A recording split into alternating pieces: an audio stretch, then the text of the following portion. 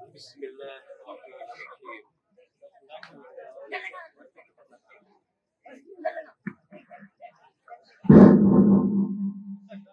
بسم الله الرحمن الرحيم.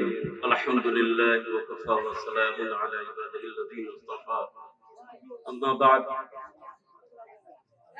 أعوذ بالله من الشيطان الرجيم. بسم الله الرحمن الرحيم.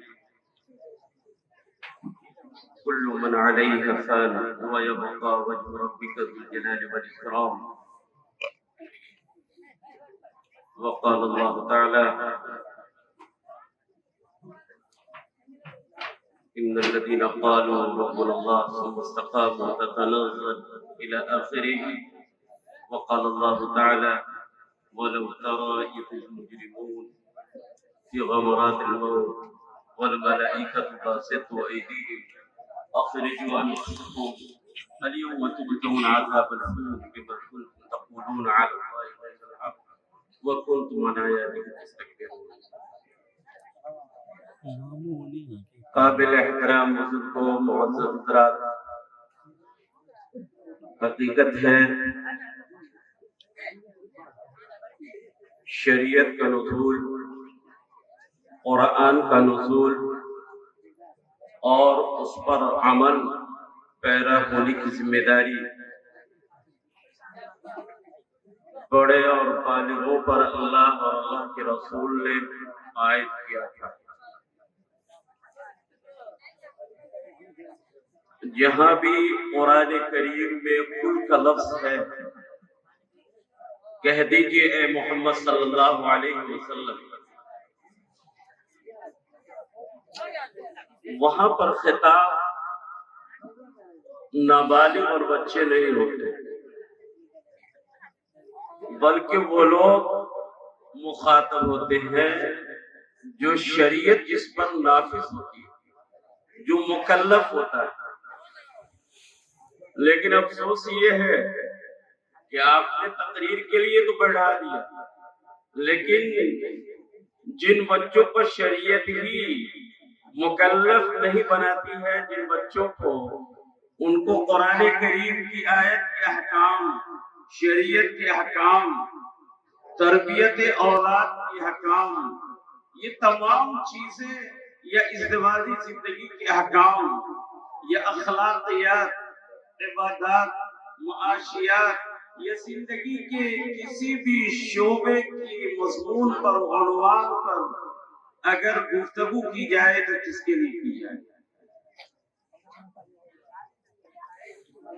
یہ ہمارا اور آپ کا المیہ ہے، یہ قوم کا المیہ ہے کہ جہاں دین کی بات اور اس زمانے میں رہنے اور زندگی گزارنے کا ڈھنگ اور طریقہ معلوم ہو اور اپنے علماء سے اپنے رسول اور اپنے خدا کی کتاب کے حکام کو معلوم کرنے کا موقع ملے، اس کو غنیمت سمجھنا چاہیے، نہ کہ ایک تماشا کی حیثیت سے تماشائی بن کر آنا چاہیے۔ دوستو، یہ افسوس کا مقام ہے، یہ آپ کی یہ آبادی ہی نہیں بلکہ آج مسلمانوں کے ابتر زندگی کے جو اسباب تلاش کریں گے، ان اسبابوں میں سے ایک سبب یہی ہے کہ جس طریقے سے قرآن کریم نے بیان کیا، قُلْ إِنَّ الْمَوْتَ الَّذِي تَفِرُّونَ مِنْهُ، کہ موت سے یہ لوگ بھاگتے ہیں، اسی طریقے سے آج دین اور دین اسلام سے اور ان کی باتوں سے لوگ بھاگتے ہیں۔ دوستو، یہ المیہ ہے، یہ قوم کی بربادی اور قوم کی ذلت و رسوائی کے اسباب ہیں۔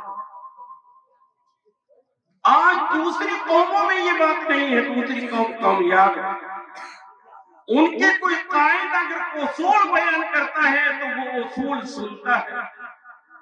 آج اس ہندوستان میں رہ رہے ہیں، اس ہندوستان کے لیے مہلک شخص، اس ہندوستان کی عظمت رفتہ کو ختم کرنے والی ذات اگر یہ اعلان کرتی ہے کہ لوگوں آج 8:30 بجے سے من کی بات ہوگی، جس کو ٹیلی ویژن پر شائع کیا جائے گا، جس کو آپ کے موبائل سے بھی نشر کیا جائے گا۔ اسکول اور اسکول کے اساتذہ اور کالج کے اساتذہ اس کو سنیں، پورے ہندوستان کی عوام اس کو سنے۔ وہ من کی بات سنی جاتی ہے، جبکہ وہ من کی بات نہیں ہوتی ہے بلکہ شیطانی نفس کی بات ہوتی ہے۔ لیکن جہاں اللہ نے اپنی حکمت و دانائی کی باتیں رکھی ہیں، جہاں مومن کی فراست عروج پر جاتی ہے، جہاں انسان انسانیت کو پہچاننے کے لیے بہت بڑا اصول حاصل کرتا ہے، علم حاصل کرتا ہے، جہاں اللہ کی بات ہوتی ہے، رسول کے من کی بات ہوتی ہے، شیطانی نفس کے بغاوت کی بات ہوتی ہے، وہاں پر مومن نہیں ٹھہرتا ہے، وہ مسلمان نہیں ٹھہرتا ہے۔ لیکن اگر کوئی انسان کہتے کہ یہ ہندوستان کا عظیم شخص ہے، وزیر اعظم ہے، اس کی بات سنی جاتی ہے۔ دوستو، زخم اس قوم کو تو ہر جگہ ہے، کون سی دوا دی جائے؟ رسول اکرم صلی اللہ علیہ وسلم نے اپنی امت کے دین کی ہی حفاظت نہیں کی، اپنے امت کے زندگی کے ایک ایک لمحے کی حفاظت، ایک ایک پک لینا بھائی، رات و دن کی جو ان کی مشغولیات ہیں، تمام کی طریقہ زندگی دیا تھا۔ لیکن دوستو، طریقہ زندگی کو چھوڑ دیا۔ آج قرآن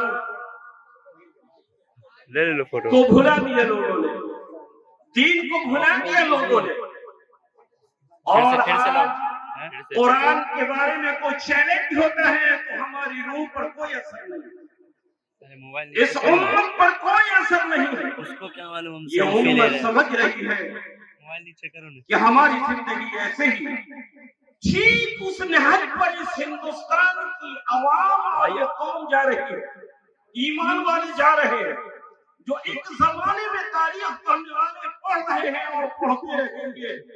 اور آپ حضرات میں سے کوئی پڑھا ہوگا جو اندلس کی تاریخ تھی، کہ ان کے یہاں کتب خانے موجود تھے، ان کے یہاں علماء موجود تھے، ان کے یہاں مسلمان نام کے قوم موجود تھی، ان کے یہاں بڑی بڑی مساجد موجود تھی، لیکن اب تری حالت اور ذلت رسوائی کا جو سب بنا تھا وہ یہی بنا تھا کہ عملی زندگی سے وہ دور ہو گئے۔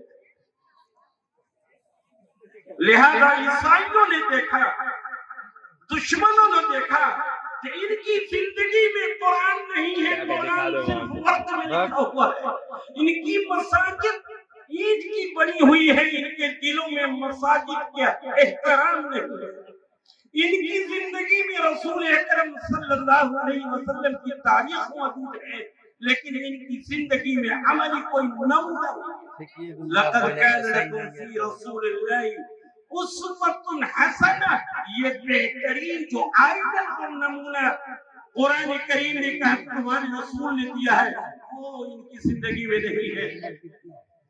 پنجہ مارا، اور پنجہ مارنے کے بعد پوری قوم کو اپنے لپیٹے میں لے لیا، ان کی مساجد کو خالی کروا دیا، ان کی کتب خانوں کو جلا دیا، بے بس قوم ختم ہو گئی۔ مسجد قرطبہ مرسی خاں ہے۔ دوستوں، آج یہی زمانہ ہے، ہم زندگی کے لیے مر رہے ہیں لیکن موت کی تیاری نہیں ہے۔ قرآن کریم نے صاف کہہ دیا، یہ ہندوستان باقی نہیں رہے گا، ہندوستان کی قوم باقی نہیں رہے گی، یہ دنیا اور دنیا کی قوم اور دنیا کی کوئی چیز باقی نہیں رہے گی۔ چاند ستاروں کی ایک نہ ایک دن روشنی ختم ہو جائے گی۔ اذا الشمس كورت واذا النجوم انكدرت، تمام آسمان و زمین کے نظام درہم برہم ہو جائے، آپ کی زندگی ختم ہو جائے۔ ہماری زندگی ختم ہو جائے. لیکن نہیں دوستوں یعنی آفتاب کو بولے اس کا وہ نمبر ہم کو WhatsApp زندگی کے اختتام میں کچھ پونجی اور کچھ اللہ اور اللہ کے رسول کو خوش کرنے کے لیے لے جانا ہوگا.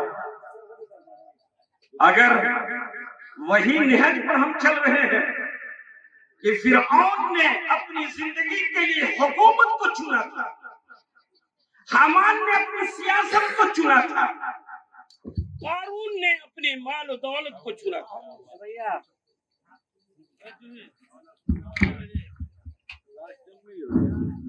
قارون نے اپنی مال و دولت کو چنا تھا, شداد نے اپنی شاندار تعمیرات اور گھر کو چنا تھا. اگر یہ قوم وہی چیز چن کر جا رہی ہے تو فرعون کی قبر میں جا کر دیکھ لو, شداد کی قبر میں جا کر دیکھ لو, حامان کی قبر میں جا کر دیکھ لو, اور فرعون کی قبر میں جا کر دیکھ لو. فرعون کی قبر کیا ہے کہ جا کر مصر کے عجائب خانے میں جا کر دیکھ لو.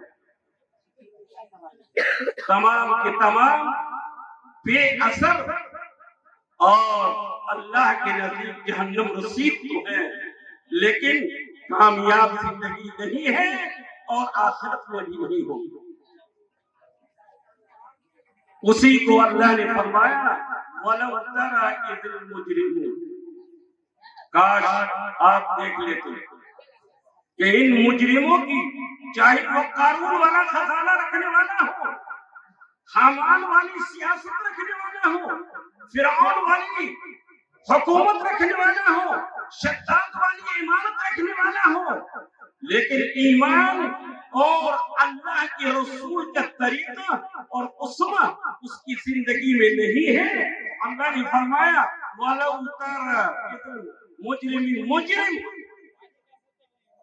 دولت مند ہو تو مجرم, سیاستدان ہو تو مجرم, چونکہ تمہاری زندگی میں اللہ اور اللہ کے رسول کا کوئی طریقہ اور اللہ کے رسول کا کوئی حکم اور کوئی نہج نہیں ہے. تمہاری زندگی فرعون کے نہج پر گزری ہے, طریقہ فرعون پر گزری ہے, اللہ کے رسول کے طریقے پر ہی گزری ہے. اس لیے اللہ فرماتے ہیں کہ اس کی آخری سانس جب ہم نکالتے ہیں فی غمرات الموت والملائکۃ باسطوا, تو فرشتے کہتے ہیں کم وقت جلدی سے روح نکل, جیسے ڈانٹ کر کسی کو گھر سے نکالا جاتا ہے. والملائکۃ باسطوا ایدیہم, فرشتے ہاتھ بڑھا کر کہتے ہیں جیسے پولیس کسی مجرم کو پکڑ کر کھینچتا ہے, اسی طریقے سے یہ بڑے بڑے مجرم کو فرشتے اس کی روح کو پکڑ کر کھینچتے ہیں, جلدی سے نکلو. اخرجوا انفسکم اليوم تجزون عذاب الہون, آج تم دیکھ لو گے کہ دردناک عذاب کا بدلہ تم کو دیا جائے گا. بما تقولون علی اللہ غیر الحق, تمہارے منہ سے, تمہاری زبان سے اور تمہارے قول سے کیا بات نکلی تھی وہ سب اللہ تعالیٰ کو معلوم ہے. اور تکبر کیا کرتے ہیں بما تقولون علی اللہ غیر الحق, شریعت کے خلاف. قرآن سے 26 آیت کو نکال دو, قرآن کو برباد کرو. بما تقولون علی اللہ غیر الحق وَكُنْتُمْ عَنْ آيَاتِهِ تَسْتَكْبِرُونَ, اور تم اللہ کی کتاب سے تکبر کرتے تھے, تم بھاگتے تھے. آج سارا زمانہ یہی ہے. دوستو مسلمان ہوش میں آ جاؤ. لیکن جن لوگوں نے اپنے موت کو یاد رکھا, طریقے اور اسوہ رسول کو یاد رکھا, وہ اللہ تعالیٰ نے فرمایا ان الذین قالوا ربنا اللہ ثم استقاموا, اس کو بھی جانا ہے. ولی ہے تو جانا ہے, نبی ہے تو جانا ہے, رسول ہے تو جانا ہے, عالم ہے تو جانا ہے, جاہل ہے تو جانا ہے. لیکن جانے کا طریقہ دیکھو. وہاں مجرم کو بھی دیکھ لیا, باوجود کے قابل زمانہ تھا, اس مجرم کو دیکھ لیا جو سیاست میں حامان کے برابر تھا, لیکن دیکھ لیا کہ فرشتے نے کیا کیا. لیکن کوئی غریب مسلمان ایمان والا اگر ایمان رکھتا ہے تو اللہ فرماتے ہیں قالوا ربنا اللہ قالوا ربنا اللہ، اس کو کہا ربنا اللہ، کہتا ہے ہمارا رب اللہ، ہم ایمان والے ہیں۔ ثم استقاموا، اور اس پر قائم رہتا ہے۔ آج تو بھاگتے قائم کہاں، صرف زبان سے، لیکن یہاں کہتے ہیں قیام، یعنی مضبوطی سے اس پر عمل پیدا ہے۔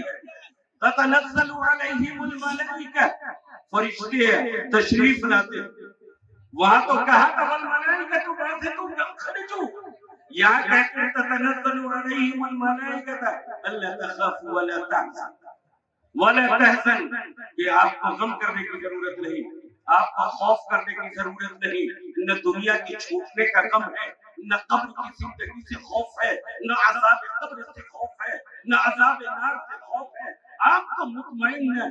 یا ایھا النفس المطمئنہ، آپ نفس مطمئنہ ہے، ارجعی الی ربک راضیۃ مرضیہ، ارے اپنی خوش ہو جاؤ، اپنے رب سے خوش ہو جاؤ، اپنے رب کے محل میں داخل ہو۔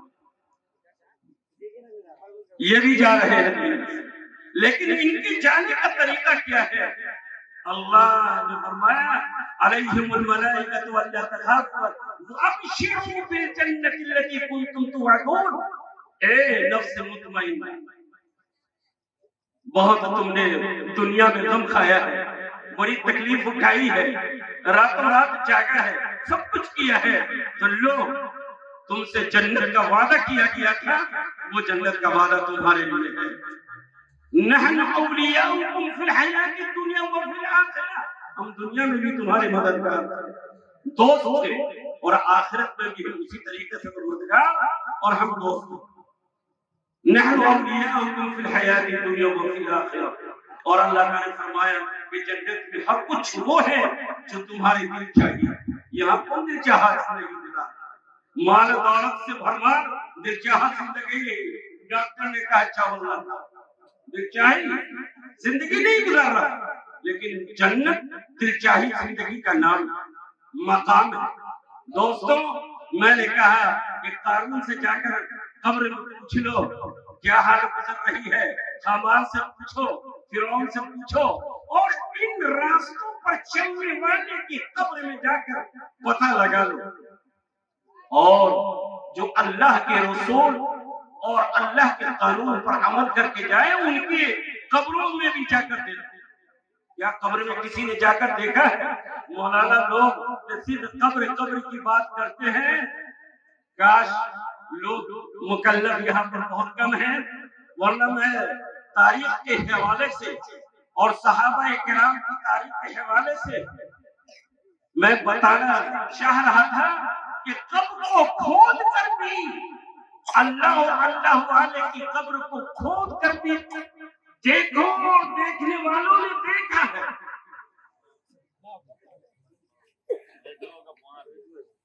صرف میں دو صحابی کا نام یاد آ رہا ہوں، حضرت حذیفہ بن یمان اور عبداللہ بن جابر، اور ان کے ساتھ حضرت سلمان فرسی، تینوں کی قبر عراق میں مریم ایک مسجد کے احاطے میں۔ میں تینوں حضرات کی سوال حیات کو تو بیان کرنا چاہ رہا تھا، بات نہیں، لیکن حضرت حذیفہ بن یمان اور عبداللہ بن جابر رضی اللہ تعالی عنہ کی قبر کی جب بات آ گئی ہے کہ قبر کو دیکھو، تو لوگوں نے دیکھا ہے، لوگوں نے دیکھا ہے۔ میں پوری سوال حیات حضرت حذیفہ بن یمان کی بیان کرنے کی چیز تھی، سننے کی چیز تھی، حضرت عبداللہ کو پہچاننے کی چیز تھی، لیکن صرف ان کے قبر کے حالات کو بتاتا ہوں۔ 1929 کا واقعہ ہے، حضرت سلمان رضی اللہ تعالی عنہ، حضرت سلمان فارسی، اصل تو پارسی آتش پرست ہے، لیکن عربی میں چونکہ پے آتا نہیں اس لیے فارسی کہتے ہیں، ایرانی۔ ان کی قبر ہے، اور ان کی قبر سے بہت دور دریائے دجلہ بہ رہی ہے، تاریخ پڑھنے والے جانتے ہیں۔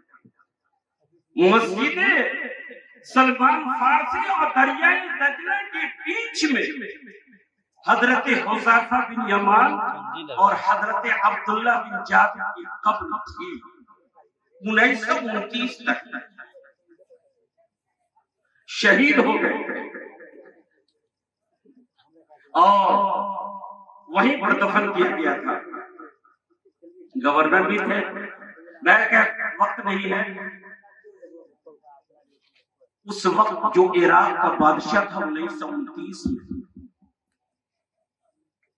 حضرت حذیفہ بن یمان خواب میں آتے ہیں بادشاہ کو. انہوں نے کہا اے بادشاہ وقت میری قبر میں آہستہ آہستہ دجلہ کا پانی رس رہا ہے اور قریب ہے کہ میرے قبر میں پانی گھس جائے چلا آئے اور مجھے نقصان ہو. اس لیے اس کا انتظام. بادشاہ نے دیکھا خواب میں کہ حضرت حذیفہ بن یمان نام پکڑ کے کہے کہ میں غلام رسول حذیفہ بن یمان ہوں. عبداللہ ابن جابر وہی کو لیتے ہوئے اور دریا کا پانی رس رہا ہے میرے قبر کی طرف, اس لیے میری حفاظت. بادشاہ جب خواب دیکھا تو اپنے کارندے کو بھیجا کہ دریا دجلہ کے بیچ میں اور قبر کے درمیان میں کھدائی کرو, دیکھو کہ پانی اس کا ادھر آ رہا ہے.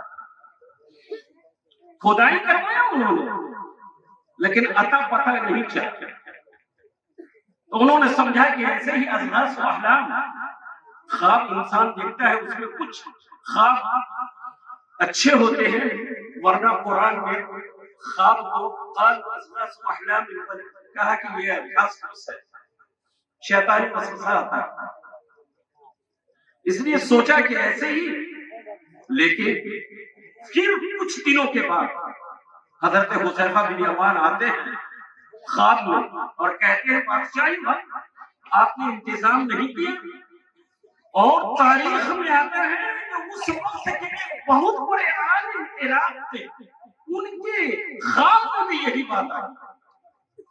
علماء کو بلایا بادشاہ نے, پورے عراق کے علماء کو بلایا اور مشورہ کیا کہ ایسا ایسا خواب دیکھ رہا ہوں. اس میں ایک عالم کھڑا ہوا اور کہا کہ خدا کی قسم میں نے حذیفہ بن یمان کو خواب میں دیکھا ہے کہ انہوں نے یہ کہا کہ میری قبر میں دجلہ کا پانی آنے ہی والا. جب اس عالم کی بات ہوئی تو بادشاہی وقت بھی اور تمام کے تمام ارکان اور وزراء اور ملک کے دانشور تمام کے تمام لوگ ہوشیار. بات صحیح ہے. اس کی بات مشورہ ہوا کیا کیا جائے تو فرمایا کہا جائے یہ مشورہ طے ہوا, فیصلہ ہوا, علماء سے فتویٰ لیا کہ آپ حضرات اس بارے میں کیا کہتے ہیں. جناب محمد رسول اللہ صلی اللہ علیہ وسلم کی شہیدے کی قبر ہے, ان شہیدوں کی قبر کو کھودا جائے, دیکھا جائے کہ پانی ہے یا نہیں, ادھر ادھر تو دکھا. علماء نے فتویٰ دے دیا کہاں کھودا جائے. تاریخ مقرر ہوئی 1929 کا واقعہ. تاریخ مقرر ہوئی. اتفاق سے حج کا زمانہ تھا. پورے حجاز میں یہ مشہور ہو گیا کہ منزل میں حضرت حذیفہ بن یمان کی قبر کھودی جائے گی فلاں تاریخ, حضرت عبداللہ بن جابر کی قبر کو کھودی جائے گی فلاں تاریخ کو. اور کتنے دنوں کے بعد کھودی جانی ہے؟ 1300 سال کے بعد. 100 سال نہیں, 1300 سال کے بعد کھودی جانی ہے. حجاز سے لوگوں نے یہ عرض کیا کہ حج کا وقت ہے, حج ہونے دیجیے. اس کے بعد یہاں سے حجاج جب لوٹیں گے تو وہ بھی جا کر دیکھیں گے. ایک صحابی کو دیکھنا تابعین ہو جائیں گے, رسول کو دیکھنا صحابی ہو جائیں گے. تو ایک صحابی کی قبر کھودی جا رہی ہے, ان کا چہرہ انور کو دیکھا جائے گا جس کو پتا ہے دنیا ششتر ہے, سائنسدان کی اپنی عقل ختم ہے. اب یہاں پر قبر کھودی جائے گی تو کیا نکلے گا؟ 1300 سال کے بعد کھودی گئی. یہ حجاج کی بات مانی گئی. ٹھیک ہے, حج ختم ہو جائے, ذی الحجہ کے آخر میں کھودی گئی. اعلان ہو گیا. ہندوستان کے بھی کچھ لوگ گئے تھے اس سفر میں جن لوگوں نے تاریخ لکھی. کھودی گئی اور بڑے بڑے اسکرین لگائے گئے. ہزاروں کا مجمع تھا. ہزار لوگ جم کر لگائے ہوئے. آج حذیفہ بن یمان کی قبر کھودی جائے گی. دیکھی جائے گی کہ غلامان رسول کی قبر میں اس غلام کی کیا حشر ہے, اللہ اور اللہ کے رسول کے ماننے والے کا کیا حشر ہے. آج دیکھ لیا جائے, دنیا دیکھ لے گی. قرآن صرف اعلان کر رہا تھا, آج قرآن کا معجزہ اور قرآن کی شہادت سامنے آئی. لہذا کھودی گئی قبر کو. خدا کی قسم تاریخ لکھنے والا 1929 کا لکھ رہا ہے, جس کو مفتی تقی عثمانی مقدس اللہ العالی نے پورے سند کے ساتھ لکھا ہے اپنے سفر نامے میں. انہوں نے کہا کہ جب کھودی گئی حذیفہ بن یمان کی قبر, اسی طریقے سے جس زمانے میں جس کپڑے کے ساتھ دفن کیا گیا تھا اسی کپڑے کے ساتھ ملبوس اسی میں تھے. حضرت عبداللہ ابن جابر بھی تھے, حضرت حذیفہ بن یمان بھی تھے. ایک ڈاکٹر تھا بہت بڑا, انہوں نے کہا کہ جب میں نے دیکھ لیا کہ 1400 سال کے بعد اس حذیفہ بن یمان کی نعش کو اس زمین نے کچھ نہیں کیا, کچھ نہیں کیا, یہ عجیب معجزہ ہے. میں ڈاکٹر ہوں, مجھے اجازت دی جائے ان کی آنکھ دیکھنے کا. اس ڈاکٹر کو اجازت دے کے, ایمان والا تھا اور کچھ بے ایمان والے بھی تھے اس میں دیکھنے والے. وہ جا کر اور حضرت حذیفہ بن یمان کے آنکھ کو جب الٹایا, انہوں نے کہا خدا کی قسم اگر کوئی شخص انتقام کرتا ہے تو ایک آدھ گھنٹے اور کچھ سال کے بعد جتنی چمک باقی رہتی ہے 1300 سال کے بعد حذیفہ بن یمان کی آنکھ میں وہی چمک باقی ہے. اور جو غیر مسلم ڈاکٹر وہاں موجود تھے انہوں نے کہا حذیفہ بن یمان جو کلمہ پڑھتا تھا لوگوں مجھے پڑھا دو لا الہ الا اللہ محمد رسول اللہ. بہت سارے لوگوں نے ایمان قبول کر لیا. حضرت حذیفہ بن یمان کا ایک بہت بڑا پانس لگایا گیا کہ لوگوں نے کہا کہ مجھے کم از کم چھونے تو دے دو کہ صحابی رسول کو اٹھا کر لیا جائے. اور وہاں سے منتقل کر کے حضرت سلمان فارسی جہاں پر ان کی قبر موجود تھی وہیں پر دفنایا گیا. دوبارہ لوگوں چیلنج ہے اسلام کا کہ جو اسلام نے کہہ دیا, چیلنج کر دیا کہ ایمان والوں کو قبر کی مٹی بھی حفاظت کرتی ہے. حافظ قرآن کے سینے کو قبر کی مٹی بھی حفاظت کرتی ہے. لوگوں نے قبر کھول کر بھی دیکھ لیا ہے اور فرعون کی قبر بھی ذرا دیکھو, قارون کی قبر بھی دیکھو. اس لیے اللہ تعالیٰ نے فرمایا اللہ تخافوا ولا تحزنوا, تمہیں کوئی غم نہیں اور کوئی حزن نہیں. یہ ہے ہمارا اسلام کہ مرنے کے بعد بھی حفاظت ہے, مرنے سے پہلے بھی حفاظت ہے, لیکن اپنی حفاظت کے لیے جو تدبیر محسن اعظم محسن انسانیت جناب محمد رسول اللہ صلی اللہ علیہ وسلم نے اپنی امت کو دیا تھا, اور بڑی ہی مصیبت والی زندگی, مصائب کی زندگی اٹھا کر یہ امت کو پروان چڑھایا تھا. آج یہ امت بالکل بہرا, یہ امت بے نیاز ہو گئی ہے کہ ہماری کامیابی اس دنیا میں ہے اور دنیا کی چیزوں میں. یہ دنیا کی تو تدبیر ہے دوستوں, یہ دنیا تو تدبیر ہے دوستوں. اور میں نے عبداللہ بن یمان, حذیفہ بن یمان اور عبداللہ ابن جابر کی بات کہی ہے. حضرت عبداللہ ابن جابر کے دادا کا نام ہے عبداللہ. حضرت معاویہ رضی اللہ تعالیٰ عنہ کے زمانے میں ان کی قبر جب کھودی گئی تھی, ایک راستہ بنانا تھا مسجد کی تعمیر تھی تو اس کو منتقل کرنا تھا حضرت معاویہ رضی اللہ تعالیٰ عنہ کو. تو حضرت عبداللہ بن جابر کے دادا عبداللہ ہی نام تھا، ان کی قبر بھی کھودی گئی تھی. تو آپ کو معلوم ہے کیا تھا ان کی قبر؟ ان کے جسم پر پورا کا پورا کفن نہیں ملا تھا تو سر کو ڈھانپ دیا تھا رسول اکرم صلی اللہ علیہ وسلم نے، اور اس ہاتھ سے آپ کے پاؤں مبارک کو ڈھانپ دیا تھا. لیکن ان کی قبر کو بھی کھولی گئی. حضرت عبداللہ یعنی حضرت عبداللہ بن جابر کے دادا عبداللہ ہی نام تھا، ان کو کھودا گیا تھا. تو معلوم ہے ان کا ہاتھ لوگوں نے دیکھا کہ سر پر ہاتھ ہے. جب اٹھایا گیا اور ایک شخص نے سر کو اور ہاتھ اٹھایا تو 1300 سال بلکہ اس کے بعد 1300 سال کے بعد سر کو اٹھایا تو وہی شہادت کا خون جو زخم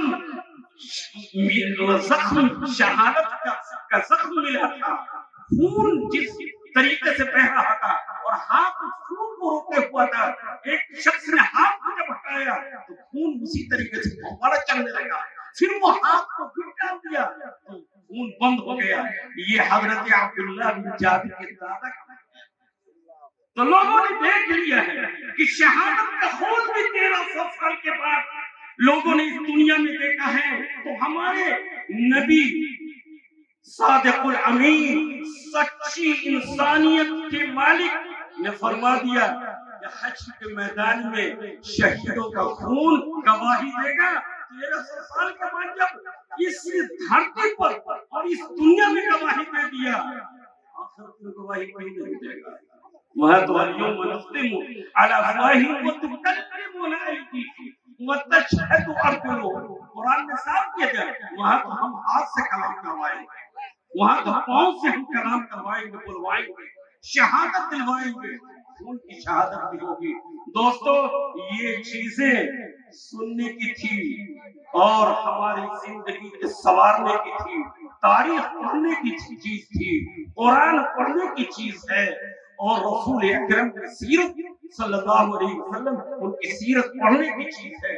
لیکن آج لوگ صرف اپنی بربادی کا مرثیہ اور قصیدہ کو پڑھتے ہیں، اپنے بربادی کے حالات کو پڑھتے ہیں، اپنے مساجد کے مسماری اور اپنی مساجد کی بربادی کو تو پڑھتے ہیں، اور حکومت سے مطالبہ کرتے ہیں کہ مسجد ہماری وہی بنے گی جہاں تھی.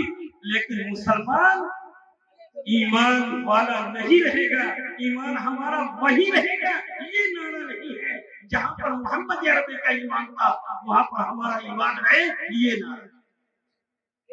اس لیے دوستو مختصر یہ کہ بیان کرنے کی چیز تو بہت ہے جو ہماری زندگی کے لیے ایک بہت نعمت اور دولت ہے اور سنوارنے کی چیز تھی. یہ جلسہ جلوس جو ہوتا ہے اس میں انہی چیزوں کو بیان کیا جاتا ہے. یہ موقع غنیمت سمجھنا چاہیے.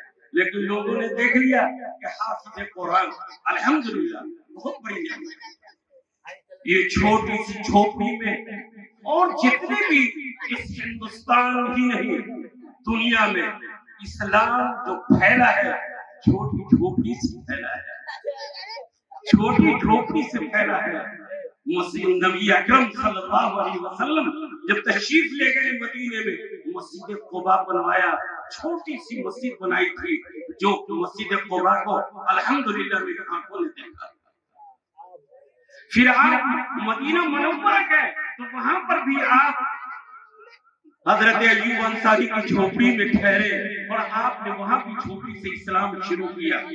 دارالعلوم دیوبند ایشیا کا عظیم درس کا یونیورسٹی وہ بھی جھوپڑی سے آلات کے درس سے ابتدا ہوئی.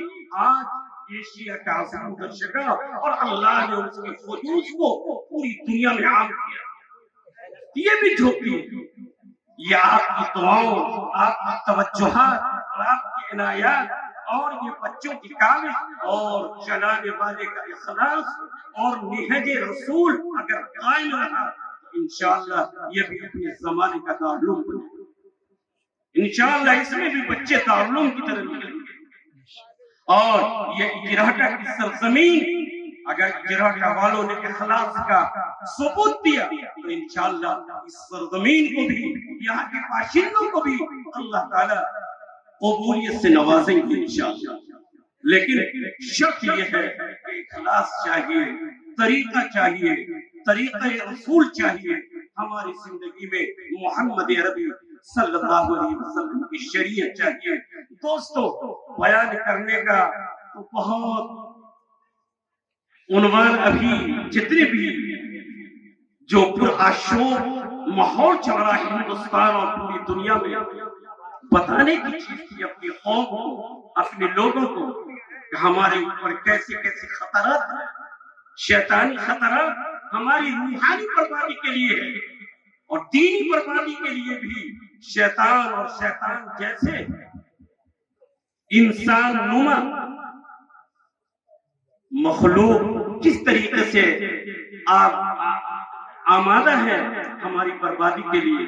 لیکن اگر ہم نے ہوش سے کام نہیں لیا، اپنے دین کو نہیں پہچانا، اپنے قرآن کو نہیں پہچانا، صرف اس کو قرآن خوانی کے لیے ہم نے نام رکھا، اس کو صرف شادی بیاہ کے لیے نام رکھا، یاد رکھیے اندلس کے حالات بہت قریب ہیں، قیامت قریب ہے.